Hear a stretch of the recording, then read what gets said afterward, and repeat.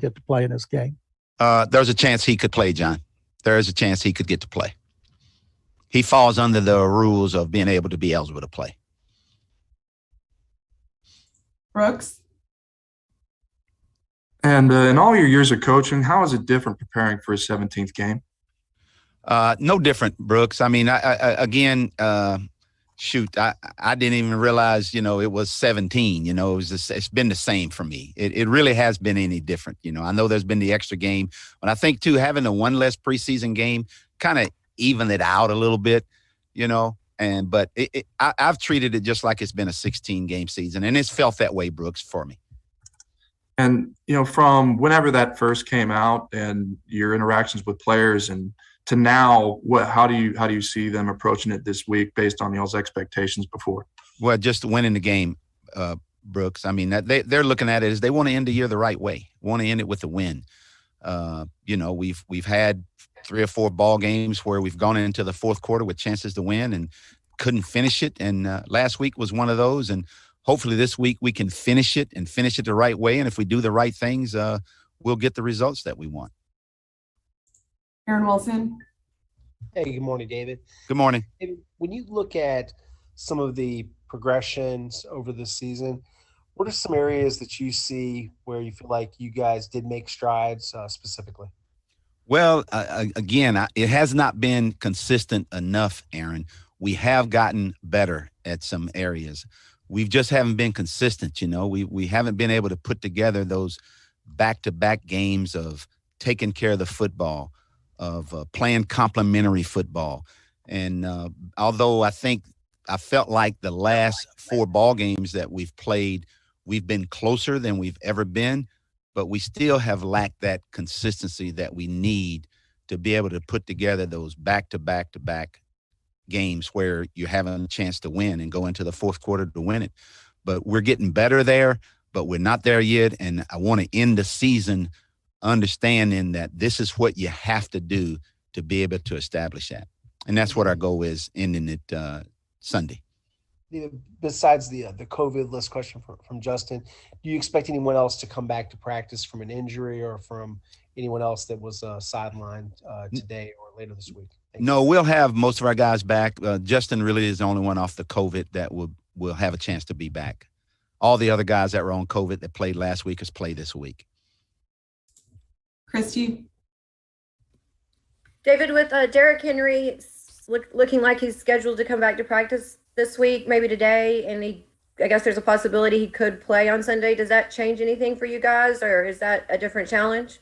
No, it doesn't change anything. Obviously, he's a different challenge for anybody when you play him when he's in there. They've been having 3 guys do what one guy has been doing. But no, they're going to be the same. There's no different challenge for us. Obviously, if he had played when we played him the first time, it would have been no different. Our preparation is all the same. Obviously, he's a great player, and that offense goes right through him. And now they're just doing it by running back by committee. But we'll treat it just the same, whether he plays or he doesn't play. Ryan? David, there have been some national and local reports that you will be back next year as a Texans head coach. Have you heard that? Have you been told that by the Texans yet? The only thing I've been concentrating on is just winning this next ball game. That's it. And if you do come back next year, how convinced are you, how confident you are that this team, this organization can take a real step forward next year under you as a head coach? Can't wait to get started with it next year. Looking forward to it. Thank you. Mm-hmm. John? David, the Titans have had their 3 biggest rushing performances without Derrick Henry, and their 2 leading backs are guys the Texans cut. What is it about them that it doesn't matter who's playing, they still run the ball almost as well as any team in the league? They know who they are, John. I mean, and they've gotten back to who they were. Obviously, when we played them the first time, they weren't able to do that. Our defense forced them to do something that they didn't want to do. Since our game, they've gotten back to that. It's a challenge. It's a challenge every time you play against this football team because you know what they're going to do. There's nothing complicated about what they do. They know what they want to do. They do it well. And when they are doing it, they're a very well-balanced football team offensively as well as not only running the ball but throwing the football. And when they're running the football, Tannehill is playing really, really good football. And, defensively, obviously, that's a very good front that they have. And they've got some guys back that they didn't have when we played them the last time. Aaron Reese. Hey, David, when you look back on just the whole season, how would you assess Tim's performance with the offense this year? Whose performance? I'm sorry. Tim Culley, your offensive coordinator. Oh, been fine. I mean, we've been a little inconsistent, but we've gotten better. Aaron, we've just been trying to find out who we are. We've gone through some changes with some different guys and whatnot, and we've gone through the quarterback thing, and we've kind of settled in right now. Obviously, with Davis being our quarterback, we kind of know what direction we want to go and what direction we need to go. And I think Tim and our offensive staff has done a good job of putting us in the right direction and doing that. And I think it has shown in since our bye week. Some of that figuring yourself out that you mentioned and the consistency. Obviously, every team kind of has to do that to some degree, but is that a more unique challenge, or is there more of that you've had to do this year with this kind of the version of this roster being so many new guys and a new staff and whatnot? No, I think, Aaron, it's just taking us a little bit longer to find out about these guys and find out who we are, but that's normal and that's common. Thank you. You're welcome. Brooks. And you mentioned Justin Reed could have a possibility to return. How have you seen other safeties step up in his place? Terrence Brooks, possibly the others that would be there playing in his place. They've done a really good job, Brooks. Terrence has been dependable for us. Eric has been dependable. Obviously, we don't have Jonathan now, but those guys have done a really good job for us, and they've stepped in, and we haven't really missed a beat when that's happened. And I expect them to do the same thing if Justin is not ready to play. John. David, last season the Texans were 31st in rushing. This year you guys are 32nd. How important is it in the offseason to make sure you make the moves to improve the running game?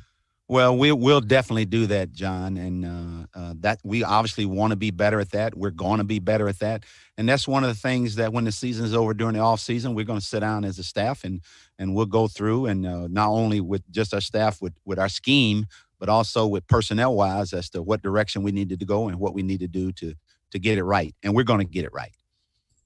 Aaron Wilson. Hey, David, when you guys got Kamu back in the lineup, what kind of boost did that give you? And what have you thought about his season and just the kind of football player he is? Thank you. Well, Aaron, he's a leader, and, he brings a lot of energy, too. He plays almost every snap, and he also plays snaps for us on special teams. And, he's just that rock, that's been there all year long. And he's had a really, really good year. He's played really good football for us. And look for him to continue to do that. And, he's one of those guys that, guys follow. And, because of his energy and the way he plays the game, it's very good for our guys on defense to have a guy like that. Aaron Reese. Hey, David, when it comes to developing a young quarterback, what is the importance of kind of having continuity around him in terms of the scheme and the coaches that are around him from one year to the next? Well, that's very important to be able to do that too, Aaron. But most important, even more important than that, is just for him to be able to continue to grow, to continue to learn from all this experience that he's been getting here, and to take that and carry it on into next year, and obviously not have to go through some of the things that he's gone through now, obviously being a rookie. But again, the continuity is important, but the most important thing is for him to just keep developing and keep learning. Last one for Cole. Morning, David. Good morning. Just want to get your thoughts on Mike Vrabel. He's going to be a hot name for Coach of the Year after leading the team without Derrick. You got to be his coach or be on the same coaching staff with him when you were at Pittsburgh when he was coming out. Was he always kind of destined to become a head coach? And what have you seen from him throughout his time developing as this next big-time name, especially in the AFC? Well, he's done a great job since he's been there, and I'm not surprised at all with it. I mean, Mike, the same way he is as a coach right now, his football team emulates who he is and what he is as a person and as a coach.